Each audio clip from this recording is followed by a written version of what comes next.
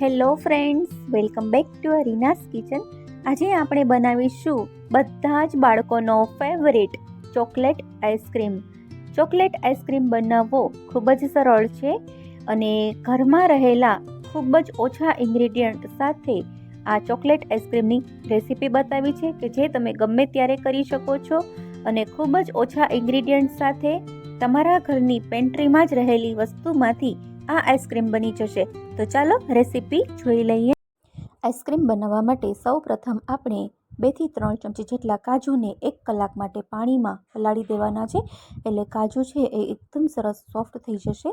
ત્યાર પછી 1/2 લીટર ફૂલ fat milk લેવાનું છે. તો 1/2 લીટર દૂધ આપણે એક જાડા તળિયાવાળી પેનમાં લઈ લેવાનું છે. નહીંતર આપણે જાડા તળિયાવાળી પેન યુઝ ના કરીએ તો દૂધને આપણે ઉકાળવાનું છે તો એ પેનના તળિયે ચોંટી જાય છે, એટલે જાડા તળિયાવાળી પેનનો યુઝ કરવાનો. અને દૂધને આપણે ગરમ કરવા માટે ગેસ પર મૂકી દેવાનું છે અને દૂધ સહેજ નવશેકું ગરમ થાય એટલે થોડુંક અડધી વાટકી જેટલું દૂધ આપણે બહાર કાઢી લેવાનું છે, એનો યુઝ આપણે પછી કરવાનો છે. તો આટલું દૂધ આપણે વાટકીમાં લઈ અને સાઈડ પર મૂકી દેવાનું છે. અને હવે આપણે ગેસની ફ્લેમ સ્લો ટુ મીડિયમ રાખવાની છે અને દૂધને એક ઉભરો આવે ત્યાં સુધી ગરમ થવા દેવાનું છે. તો દૂધ ગરમ થાય ત્યાં સુધીમાં આપણે કાજુની પેસ્ટ બનાવવાની છે. તો કાજુમાંથી પાણી કાઢી લેવાનું છે અને બધા કાજુ મિક્સર જારમાં ઉમેરી દેવાના છે અને 1/4 કપ જેટલું દૂધ મિક્સર જારમાં ઉમેરવાનું છે, જેથી પેસ્ટ એકદમ સરસ રીતે થઈ શકે. તો આ કાજુની પેસ્ટ એકદમ સ્મૂથ પેસ્ટ બનાવી અને તૈયાર કરવી અને સાઈડ પર રાખી દેવાનું છે. તો આપણા આઈસ્ક્રીમના મિક્સરને એકદમ ઘટ્ટ કરવા માટે અને સ્વાદ વધારવા માટે આ કાજુની પેસ્ટ આઈસ્ક્રીમમાં ઉમેરવાની છે. તો દૂધને ઘાટું કરવા માટે આપણે કોઈ પણ એલિમેન્ટનો ઉપયોગ કરી શકીએ છીએ. અને અહીંયા મેં અડધી વાટકી દૂધ બહાર કાઢેલું હતું, એમાં 1 ચમચી જેટલો કસ્ટર્ડ પાવડર ઉમેર્યો છે અને કસ્ટર્ડ પાવડરને એકદમ સરસ રીતે ગઠ્ઠા ન રહે એ રીતે સરસ મિક્સ કરી દેવાનો છે. જો તમે કાજુની પેસ્ટ ના ઉમેરવી હોય તો તે તમે સ્કીપ કરી શકો છો. એના બદલે તમે કસ્ટર્ડ પાવડર 3 ચમચી જેટલો ઉમેરી દેજો. પણ કાજુની પેસ્ટ પણ દૂધ ઘાટું કરવા માટે યુઝ થાય છે અને આપણે કસ્ટર્ડ પાવડરની પેસ્ટ બનાવી છે એનાથી પણ દૂધ ઘાટું થાય. તો દૂધ ઘાટું કરવા માટે મેં 2 એલિમેન્ટના યુઝ કરેલા છે. તમે મિલ્ક પાવડર પણ યુઝ કરી શકો છો અને કોર્નફ્લોરનો પણ યુઝ કરી શકો છો. દૂધને સરસ ઘટ્ટ કરવા માટે કોઈ પણ બિસ્કિટનો પણ યુઝ કરી શકાય. તો મેં ઘણા બધા ઓપ્શન બતાવી દીધા છે. તો હવે અહીંયા 4 થી 5 ચમચી જેટલી ખાંડ ઉમેરવાની છે અને ઘરમાં રહેલી તાજી મલાઈ હોય, દૂધ ઉપર વળેલી જે ફ્રેશ તાજી મલાઈ હોય એ આપણે પેનમાં ઉમેરી દેવાની છે. એનાથી પણ દૂધનું ફેટ લેવલ વધી જાય છે અને આઈસ્ક્રીમ છે એકદમ બહાર જેવો ક્રીમી ટેક્સચર આવે છે. તો આ આઈસ્ક્રીમના દૂધને આપણે 10 મિનિટ સુધી કોન્સ્ટન્ટ ચલાવતા જવાનું છે. ગેસની ફ્લેમ સ્લો ટુ મીડિયમ રાખવાની છે અને બાજુમાં રહેલી મલાઈ તવીથાની મદદથી ઉખેડી અને દૂધમાં મિક્સ કરતું જવાનું છે અને દૂધને એકદમ સરસ રીતે ઉકાળવાનું છે, એકદમ સરસ પકાવવાનું છે. દૂધ પાકવાની આમ એકદમ સરસ સ્મેલ આવવા લાગે છે. તો આઈસ્ક્રીમમાં દૂધ એકદમ સરસ પાકી ગયું હોય તો જ આપણું આઈસ્ક્રીમ સરસ બને છે, પાણીનો ભાગ નથી રહેતો. તો હવે કાજુની પેસ્ટ ઉમેરવાની છે અને કસ્ટર્ડ પાવડરની પેસ્ટ પણ ઉમેરી દેવાની છે. તો આ પેસ્ટ ઉમેર્યા પછી 3 થી 4 મિનિટ માટે દૂધને ઉકાળવાનું છે સ્લો ગેસની ફ્લેમ પર. તમે જોઈ શકો છો કે દૂધ જેમ જેમ ઉકળે છે એમ એકદમ સરસ આપણું દૂધ છે એ રબડી ફોર્મમાં આવી જશે, એકદમ ઘટ્ટ થઈ ગયું છે. તો હવે ગેસની ફ્લેમ બંધ કરી અને એક વાસણમાં આપણે આઈસ્ક્રીમના મિક્સરને લઈ લેવાનું છે અને ઠંડુ કરવા દેવાનું છે. એકદમ સરસ રૂમ ટેમ્પરેચર ઉપર આવે ત્યાં સુધી ઠંડુ કરવાનું છે. ઠંડુ થયા પછી મિત્રો તમે જોઈ શકો છો કે એકદમ થીક પેસ્ટ જેવું થઈ ગયું છે.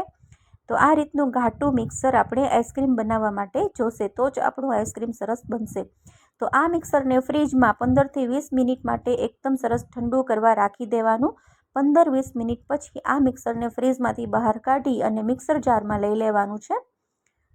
તો અહીંયા આપણે ચોકલેટ આઈસ્ક્રીમ બનાવીએ છીએ.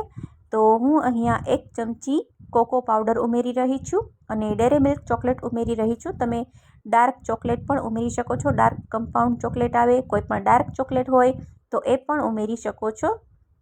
હવે મિક્સર જારને આપણે બંધ કર્યા પહેલાં ઘરમાં રહેલી 1 ચમચી જેટલી મલાઈ ઉમેરી દેવાની છે અને એકદમ સરસ રીતે આપણે મિક્સરને આપણે આ રીતે ચર્ન કરી અને આ રીતે સરસ સ્મૂથ પેસ્ટ બનાવવાની છે. આઈસ્ક્રીમ માટેનો બેઝ બિલકુલ તૈયાર છે. તો આઈસ્ક્રીમ જમાવવા માટે કોઈપણ ડબ્બામાં આપણે આ બેઝ છે એ એડ કરી દેવાનો છે. તમે કોઈપણ પ્લાસ્ટિકનો ડબ્બો કે ઘરમાં રહેલો કોઈપણ ડબ્બો પણ યુઝ કરી શકો છો આઈસ્ક્રીમ જમાવવા માટે. તો હવે આપણે આનું ઢાંકણ બંધ કરી દઈશું.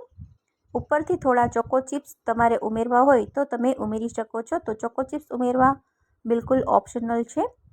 જો તમારે ના ઉમેરવા હોય તો સ્કીપ કરી શકો છો. એમનેમ પણ આ ચોકલેટ આઈસ્ક્રીમ ખૂબ જ સરસ બને છે.